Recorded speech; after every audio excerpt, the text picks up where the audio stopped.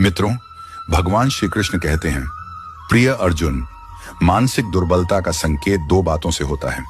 पहला, बोलने के अवसर पर चुप रहना, और दूसरा, चुप रहने के अवसर पर बोलना। जो कर्म को समझता है उसे धर्म को समझने की जरूरत नहीं होती। पाप शरीर नहीं करता, विचार करते हैं, और गंगा शरीर को पवित्र करती है, विचारों को नहीं। जो दिल में बसते हैं वे दूर होकर भी पास रहते हैं। प्रीत की डोर से बंधे हुए वह दो तन एक प्राण बन जाते हैं।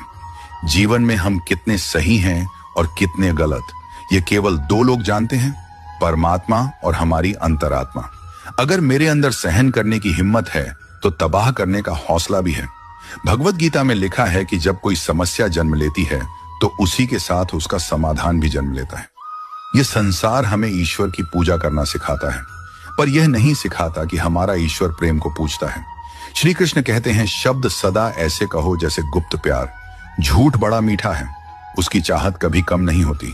सच्चाई बड़ी कड़वी है, सबको हजम नहीं होती। अगर कोई हमारा बुरा करना चाहता है तो वह उसके कर्मों में लिखा जाएगा।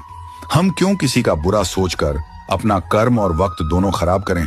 जो लोग आपके लिए किसी भी हद तक झुक जाते हैं वे सिर्फ आपकी इज्जत नहीं करते, आपसे बहुत प्रेम करते हैं।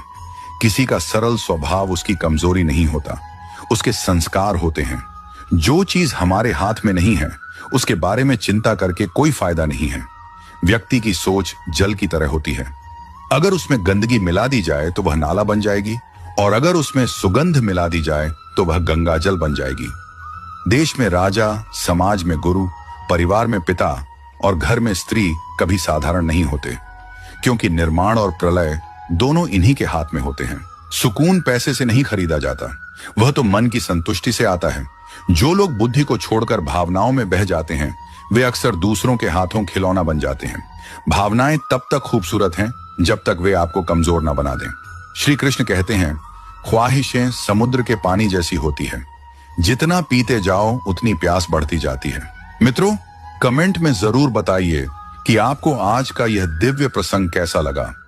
अगर आपके दिल में श्री कृष्ण के प्रति सच्ची भक्ति है तो इस वीडियो को एक लाइक